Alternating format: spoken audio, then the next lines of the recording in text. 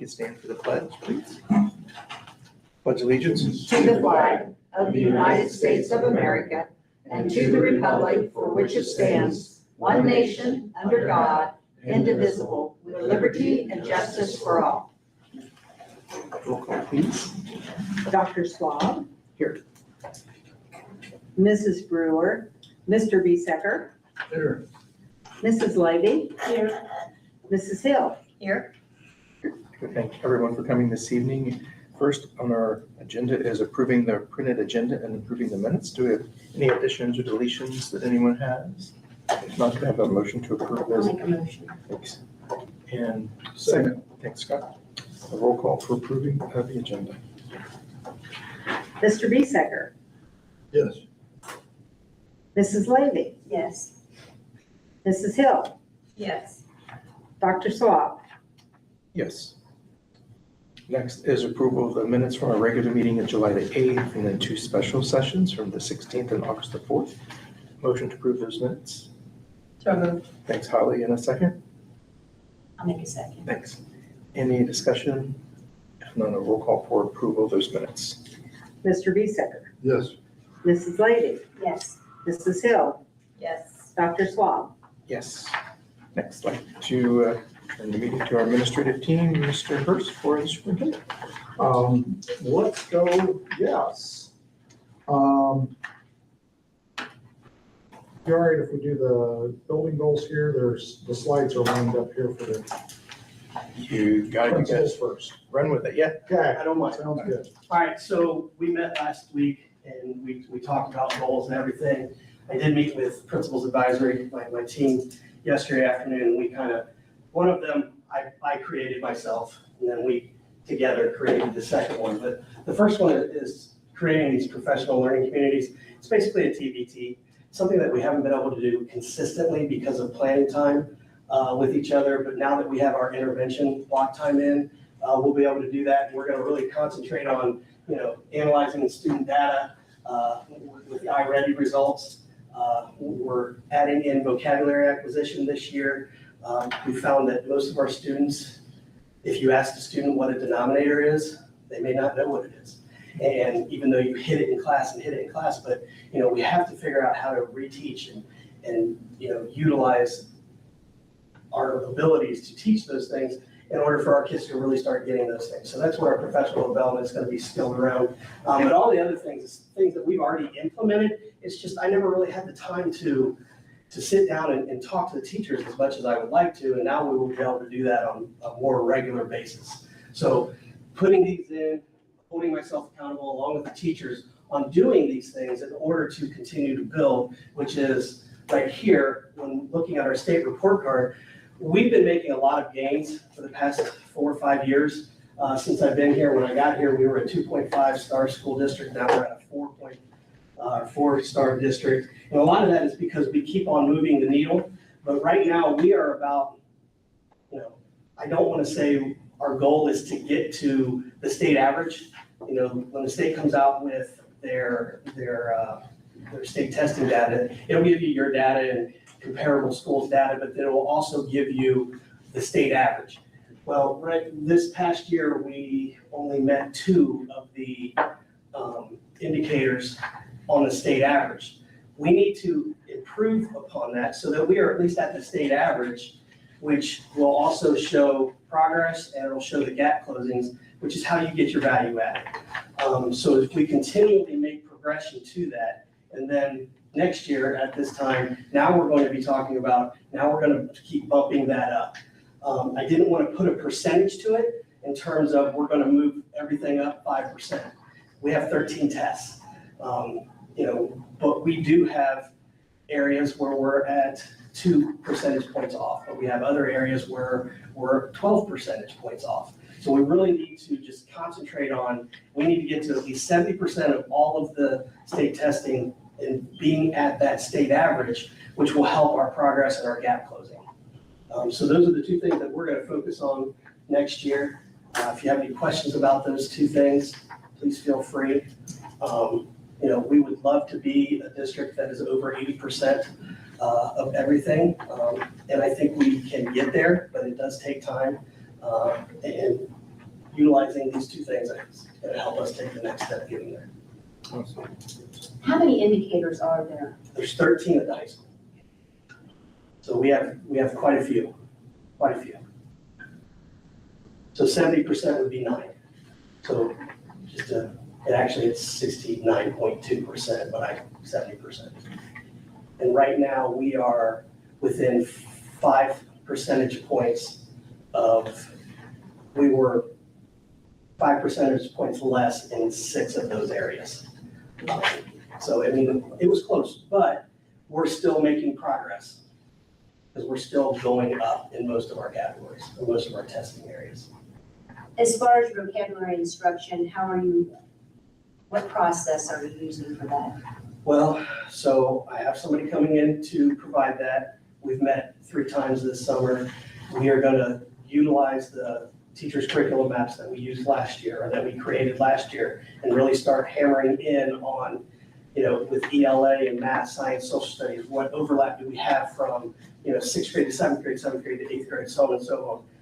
And then basically highlighting kind of like power standards in the curriculum. Okay, what are power words that these kids really need to know, especially when it comes to understanding reading a passage in a state test. So our goal is to, number one, talk about the importance of the vocabulary and talk about, how do we get there? How do we make it meaningful in the classroom? And how do we make it fun in the classroom? Because vocabulary can be very important. I mean, I remember writing words 3 times or 5 times or whatever in the definition and put it in a sentence. Well, we don't do those things anymore. Now we're creating games and making it more interactive with the students to try to bring them in a little more. Sounds great.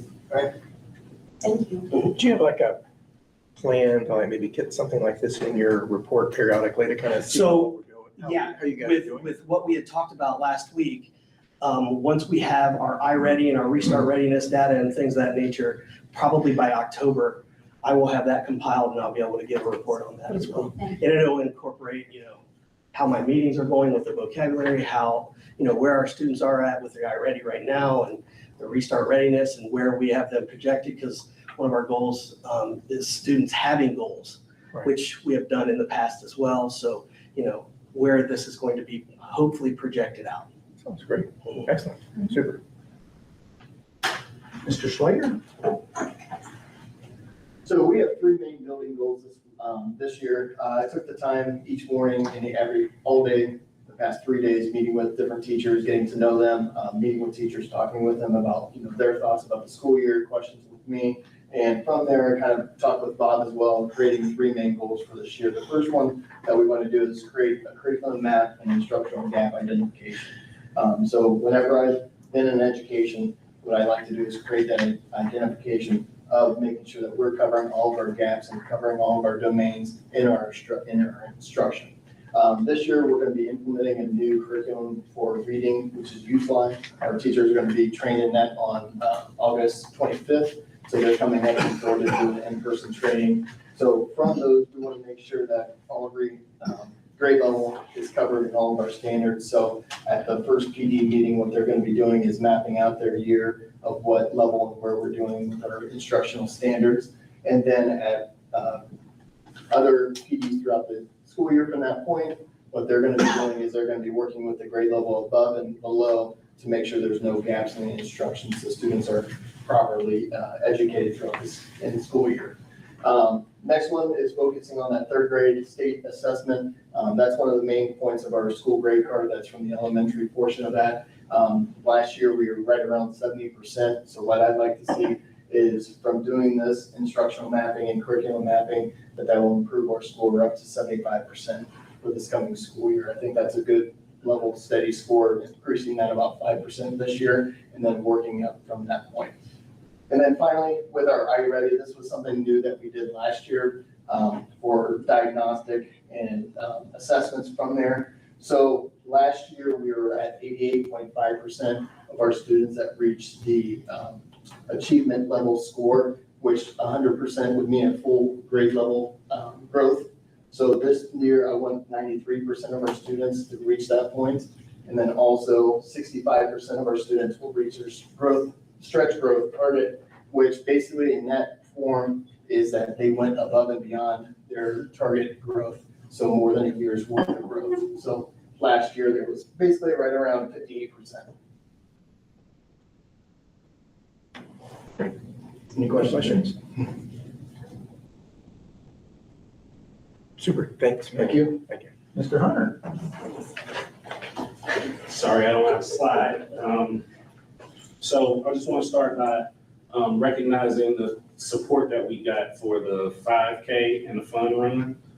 We had about 20 people that came out for the event, and through entry fees and donations, we raised a little bit more than $1,000. So the people who I want to recognize is Marshall Service, Bridge Stocker Fraley Funeral Home, Andrew Stewart. He is Chuck Petty's CPA. Hayden's Place, the Petty family, 721 Hangout. They donated ice cream, and Bradford Community Club donated water. So their support allowed us to put on the event, generate additional resources for Bradford athletics. Most importantly, demonstrated the willingness of our community to support our students in our athletic programs. We had a transportation update. So we do have a bus that we need to retire from the fleet. It's just the repairs are going to cost way more than the bus is worth. So we are looking to replace that bus, hopefully within this next couple of months. We got back in, I think, February, we got a bus safety grant that allow us to add safety features to our current buses. And we are in the process of installing those new arms and fully illuminated the school bus lights that's on the top and the back of the buses. Those improvements will increase the visibility of our buses, as well as provide an additional layer of safety for the students as they travel to and from school every day. In athletics, I entered us into what's called the T-Mobile Friday Night 5G Lights competition. And when you enter, they give you $1,000. So we got $1,000, and then each week there's a $5,000 winner. So we won week 1, so we got the $1,000 and we got the $5,000. From getting that $5,000, that enters you into the contest to win $1 million. So there's a chance that we could win $1 million. Last year, National Trail, they entered in and they got $50,000. They were one of the $50,000 winners. So hopefully we can get a little bit more of that prize money coming our way. In order for us to get that money, though, it has to be a little bit of involvement in social media and things like that. I'll put posts on Facebook, and people can copy those and put them on whatever other social medias that they want. T-Mobile's going to track all of that, and then they'll have a vote at some point where it doesn't have to just be community members. It could be anybody that's voting for our school. So last year, when all of the other schools weren't up for the $1 million, we all voted for National Trail so that they can get the $50,000. So hopefully we can be in the same position as them. These funds are designated for the football program, Friday Night Lights. It can help us purchase much needed equipment and resources for the athletes. This year, football team, we got 27 athletes, which I'm from a bigger school. 27 is like a freshman school, freshman size team for me. But 27 is great for a school the size of Bradford. So it looks like we'll be able to field a varsity and play a couple of JV games. Our first game is scheduled for August 21st. Jefferson Township was who that was against. They actually canceled their season today. But I did find an opponent from Cleveland who's willing to come down with high school. So that's who we'll play in week 1. And at that game, that's when we will be presenting the check, or T-Mobile's presenting the check to us.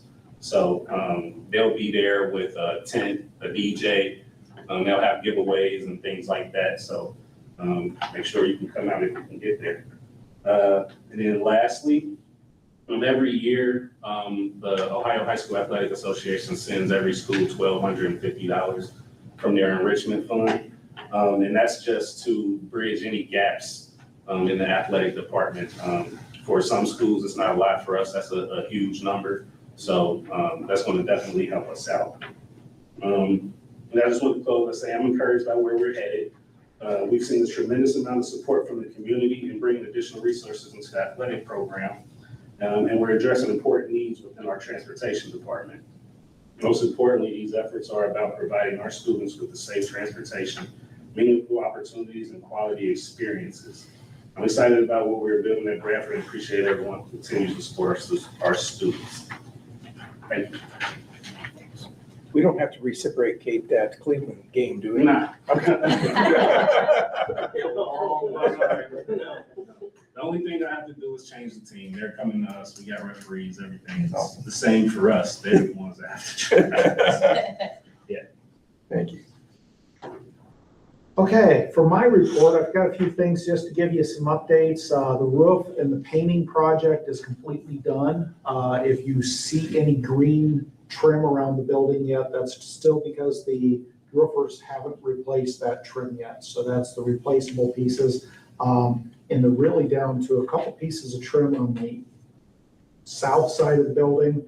And then on the north side over top of the loading dock and the kitchen area, that piece has to be redone yet, the whole roofing project. But they'll do all the pieces of trim after that as well. The greenhouse structure is done. The heater is in. They were working on the gas lines. The electric's going to be done soon. There's very few pieces to tidy up at this point, more like punch list stuff. They put in the shade cloth to cover up some of the plants, and it's supposed to be removable and that, and it hit the sprinkler system. So they've got to come back and shorten the sprinklers so they don't catch that shade cloth, and a few things like that, but nothing major. The roof replacement, as I said, is going very smoothly and they're close to done. Bradford Station, we actually have the motion tonight to accept the bid for our field house project. Long time standing here, and I'm very excited about that piece. Compliance officers, we announce this every year. These are changes in our policies or administrative guidelines to show who is the compliance officer for each of these areas and investigators for Title IX in each of our roles. If there is a Title IX complaint, we also, by the way, Ryan, you're going to be the homeless liaison. I didn't tell you that one. Congratulations. What's that? Yeah. And then, of course, we voted back in January who our OSBA delegates are. That is actually put into our piece too. So that's there. We have a ton of new faces in the building this year. We have 12 new faces. These are all the new folks that are coming into the building or going to a different position. There are a few folks that are at the beginning of the list that are italicized that were hired last year and have been working with us a while, but we never actually gave them a welcome aboard. Here's your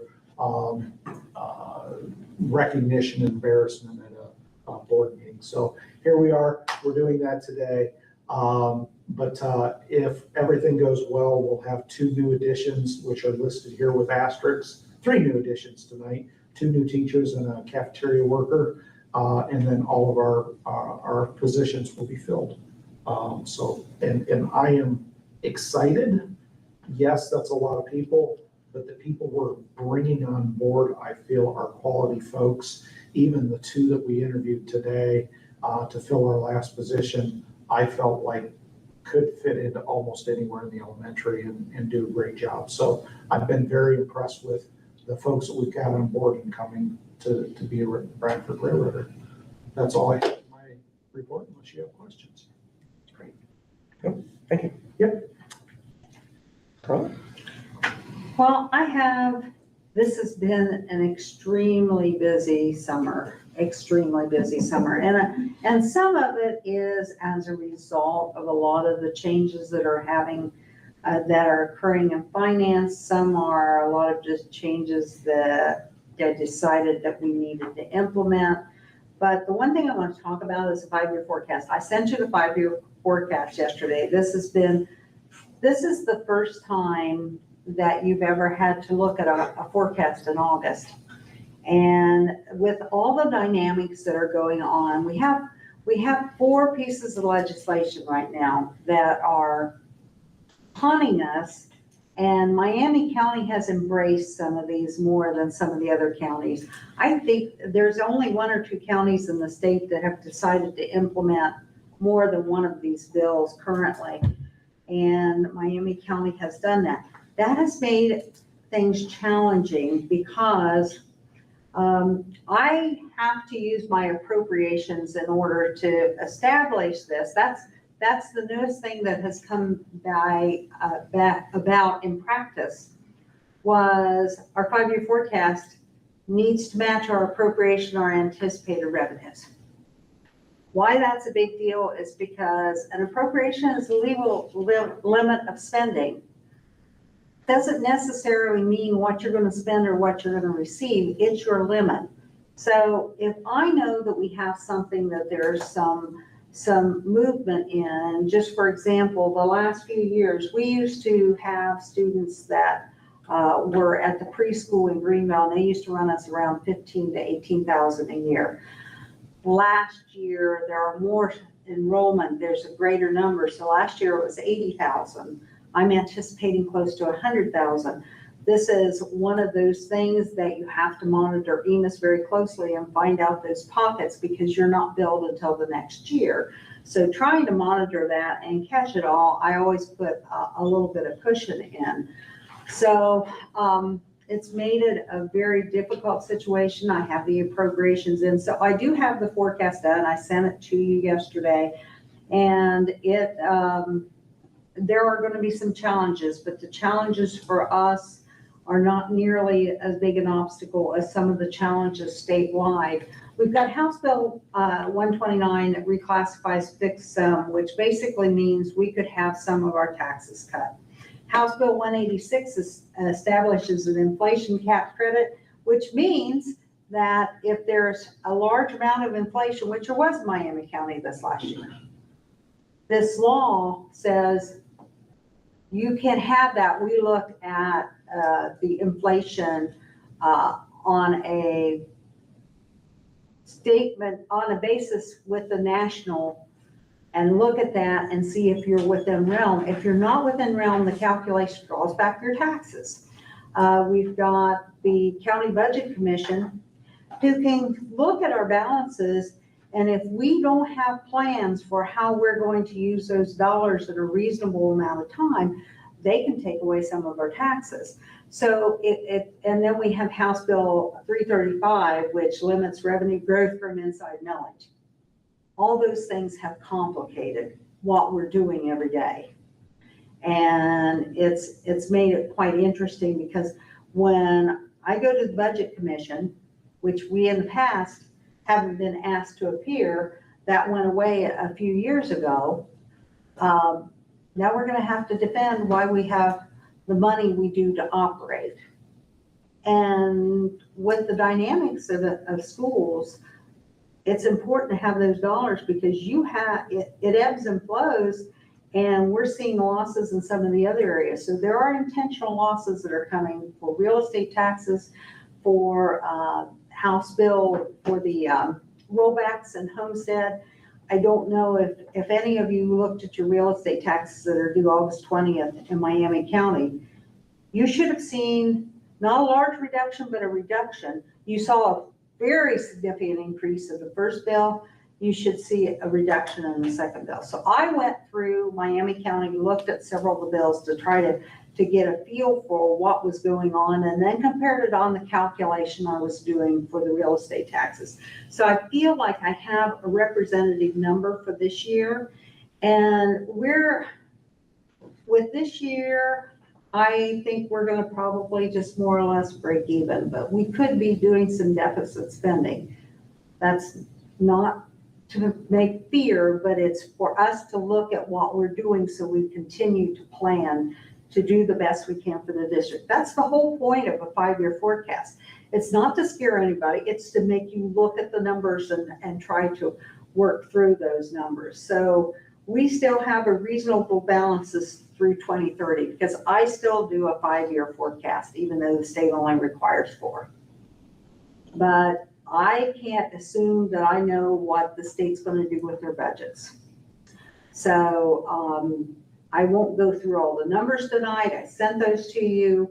I had this nice little PowerPoint that I didn't get time to put that into the system today, but I would ask any of you that have any particular questions, and maybe you have questions tonight from the forecast that I provided. It's not that inconsistent with what's happened in the past, with the exception that we're losing money in rollback.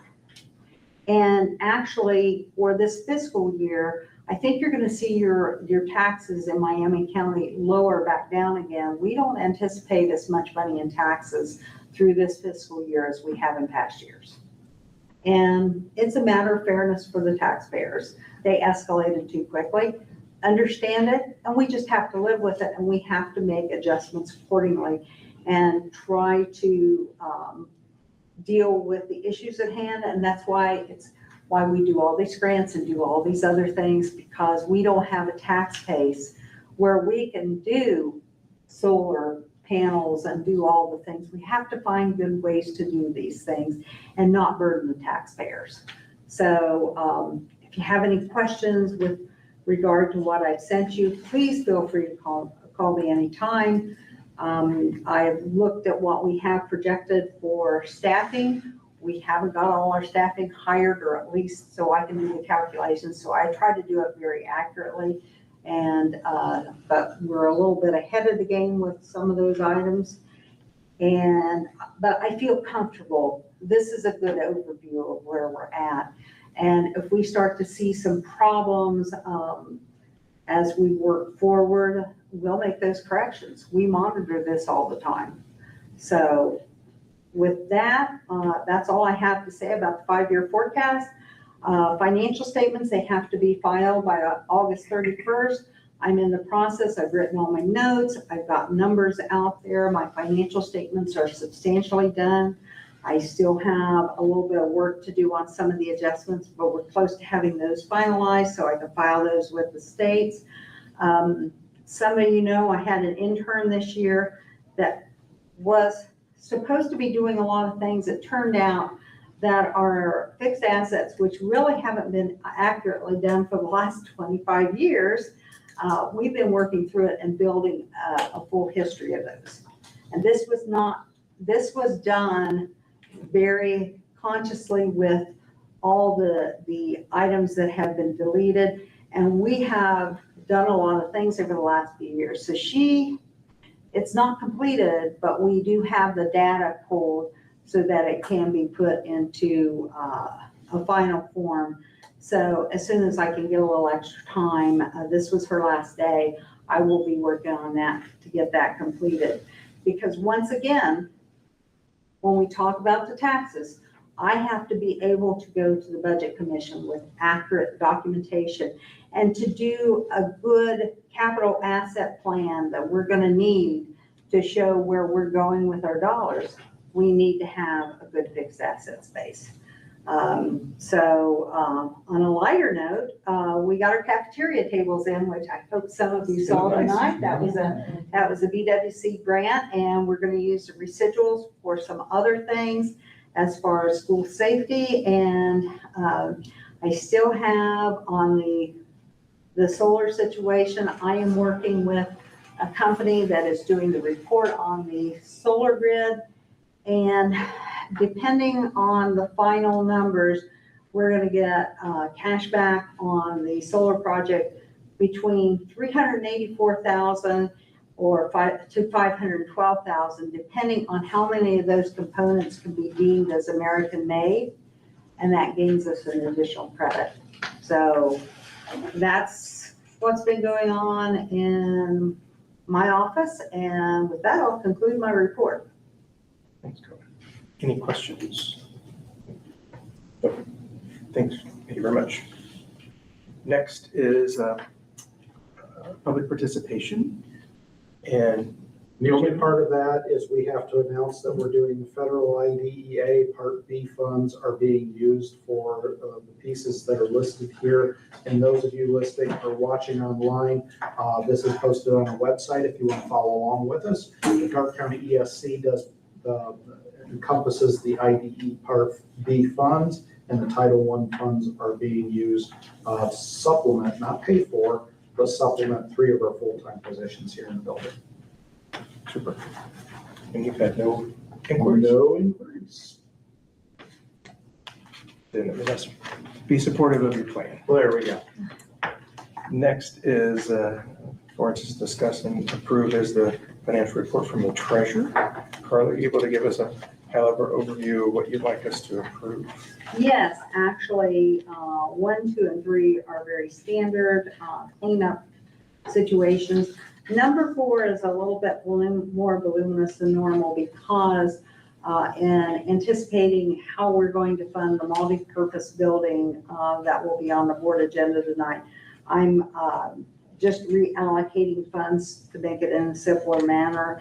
And what some of this does is that we had some very positive projects that left us some dollar amounts over in the 070 fund, the 04 fund, and I'm getting those into a situation where it's easier to manage the building construction. The advances that we have are the ECE grant and some possible needs we have in athletics. Current improvement, that's standard. We have donations, which you've already heard. So those have all been discussed. Bryan Brothers did a nice job. They actually painted our benches and did an amazing job they didn't charge us. So petty cash, we talked about the forecast, and get rid of the old cafeteria tables, which we need provision on that. We've got the COPS grant for safety and security, Miami County Park District Foundation, and those are the grants that we have received, and that concludes the motion. Motion to approve presented items. So moved. Thanks, Helen, and thanks, Michelle. Any questions or discussion? If we have none, roll call for approval. Mr. Bisecker, Yes. Mrs. Levy, Yes. Mrs. Hill, Yes. Dr. Swab. Yes. Next, we have no old business to review, but new business. Superintendent recommends approving the following items. If you'd like to give us a high-level overview of what you'd like us to approve. Certainly will. I'll be brief with all these. The first one, we've got some resignations and hires.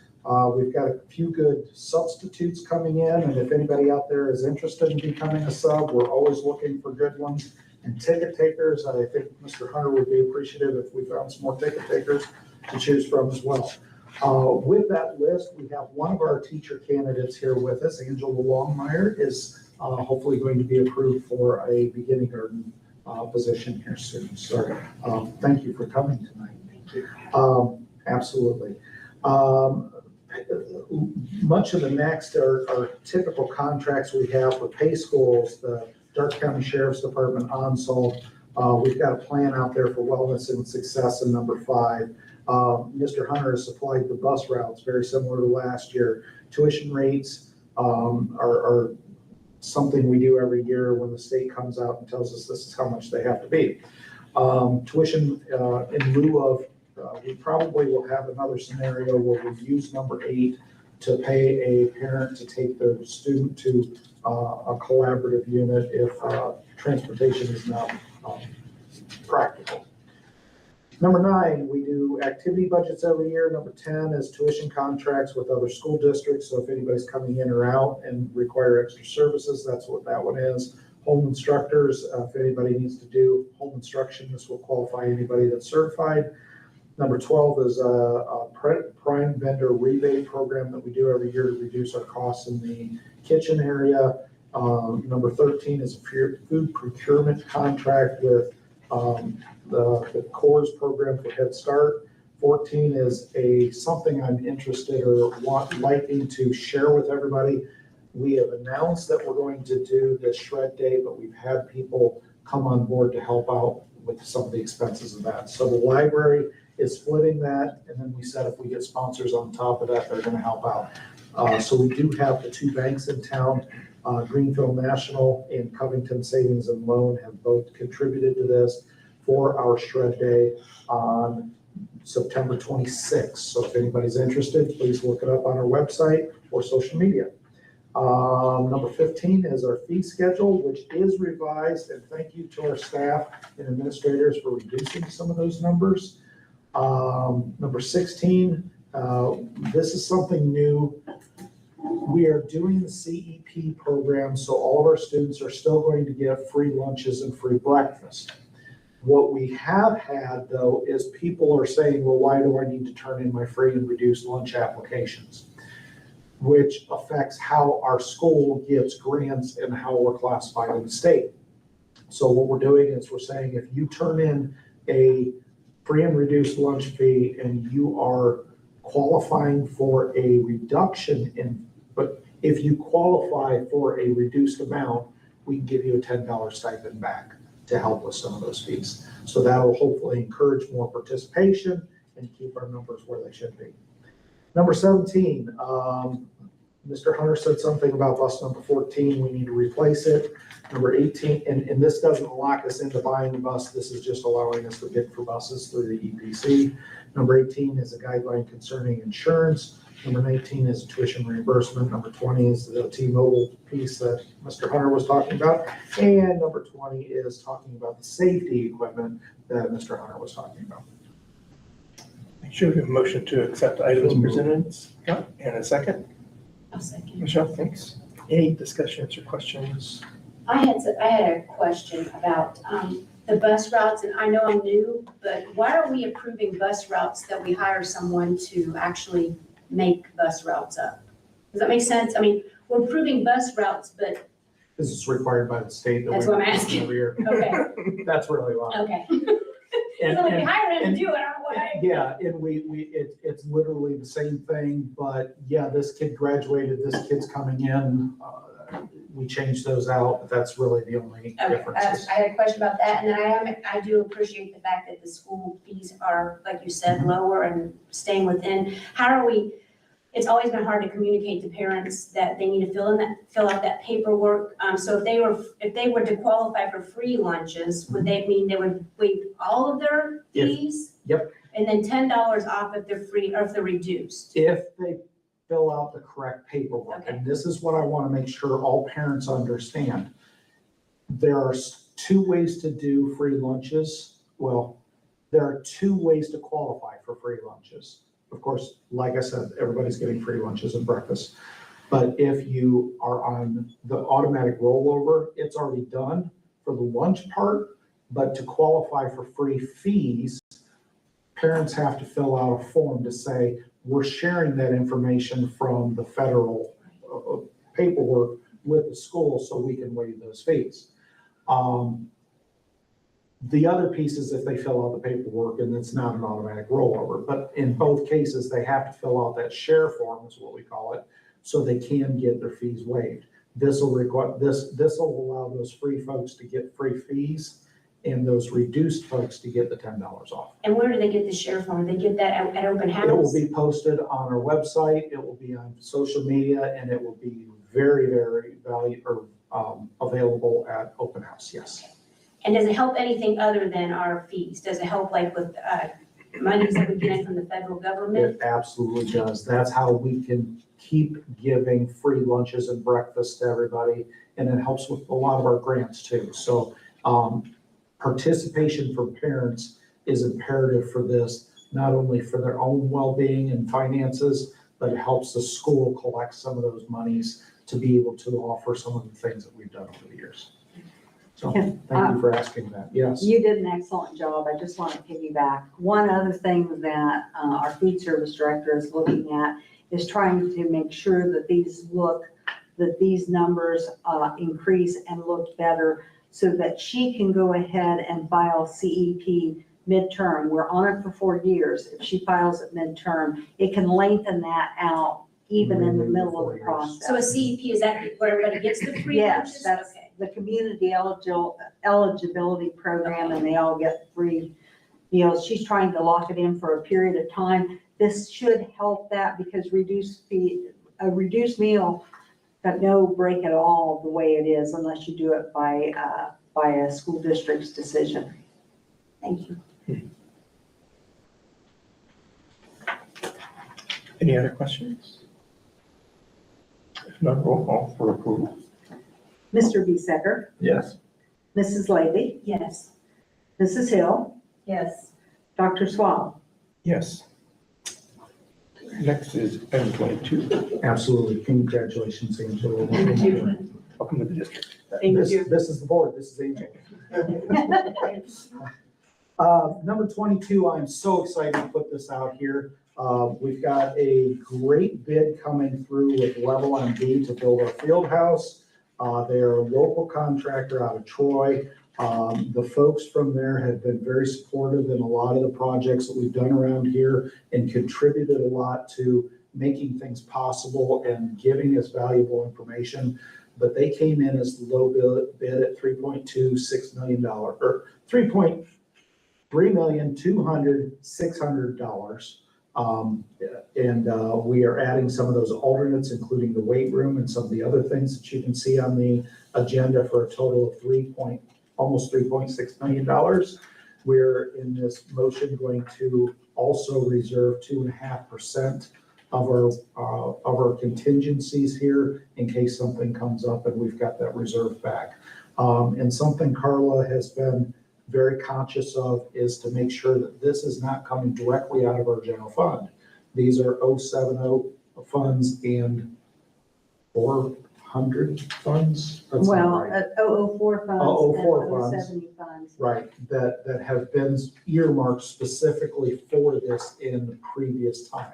So this is, we're excited about this, and hopefully by summer next year, we will have a building out here if everything goes the way it's been planned. It's awesome. Yes, yes. Motion to approve presentation. Scott, and a second. Second. Hi, thank you. Any other questions or discussion? If none, roll call for Just approval. exciting. Yeah. Please vote. So will there be renderings that'll be like at open house or anything now that? Yeah, I mean, we'll I think start that- advertising yeah, all start that getting now that people this is excited kind about of, it. yeah. Once See you what put it the looks vote like, to it, see you'll put what the looks like. a face to the plan, I guess. Yeah. So, yeah. It took the bids to be able to put something out because we were fortunate enough that everything came in low enough that we could accept all the bids, which changed the look. Almost Mhm. all the bids. Well, We had two bids, one was a give or take, you get this one or you get this one. So I mean, that one really didn't count. And we didn't take the epoxy floors, but we're still going to do epoxy floors. we didn't take them, but we can do it at a better price. So we're essentially Getting what you able to want. do everything that we intended in one way or another. Some will require Mr. Miller to do some management again, Yeah. but he's very willing to do that. So I think we're pretty excited We are. about that. And there are pieces with graphics and some of the exterior stuff and the bleachers and things like that, but we're still discussing, okay, what's the best way to put this in? Those were not a direct part of the plan, but they will be, well, I think we've got a way to do all of those, but there's still questions on the big ticket items like bleachers and things like that. There's going to be a recognition of every anticipated dollar that we have to put in this plan. So we have a budget, we have dollars. We're just going to have to look at a couple of things, but we've just been able to save some money on some of our other projects, and now that's coming to fruition. This has been a long-term plan. This actually started in 2020, and we're finally bringing it together. So it's taken a lot of effort and a lot of good work. You guys did a great job. Yeah. Roll call when you're ready. Okay. Mr. Bisecker, Yes. Mrs. Levy, Yes. Mrs. Hill, Yes. Dr. Swab. Yes. Thank you, everybody. Yep, that is a great movement forward. It is great for our district. Next one, we have Bargy Heating that's going to help out with the gas line and greenhouse. They actually, I said that earlier and I cringed a little bit because we're actually voting on the contract, but they had people freed up today and said, can we come in even though we haven't gotten the contract approved yet? So please approve this. Motion to approve? I'll make a motion. Thanks, Michelle, and I'll second. Any discussion? None, roll call for approval. Mr. Bisecker, Yes. Mrs. Levy, Yes. Mrs. Hill, Yes. Dr. Swab. Yes. All right, and the last one here, this is something we did with our last our last project, allowing me to approve change orders or things that we need to do in the project up to $25,000. And then bring it to the board for formal approval later, but give me the unofficial ability to do that, or the official ability to do that ahead of time, so we don't have to have special meetings every time something comes up in the construction game. And then the last one is, we've had a good relationship with Bowser Morner. When we did our compaction testing for the existing pad out here, they will have to do some more testing because that pad's not quite big enough for the size of building that we have. Because remember, we started with a 12,000 square foot facility. Now we're around 16 or 16, almost 17. It's 18? almost 18. It's almost 18,000 square feet. So obviously that pad has to expand. Bowser Morner is already, they've already said, yes, we know what to expect. Yes, we know how it's done. Yes, we'll absolutely help you with the next part. So of course they're going to charge us, but yeah, that's why that one's there. Awesome. Motion to approve presented items. So moved. Thanks, Holly. And Scott for a second. Any other discussions or questions? If none, roll call for approval. Mr. Bisecker, Yes. Mrs. Levy, Yes. Mrs. Hill, Yes. Dr. Swab. Yes. Next item is a short executive session for item G1 on the agenda. Motion to approve. So moved. And second, Second. roll call for executive session. Mr. Bisecker, Yes. Mrs. Levy, Yes.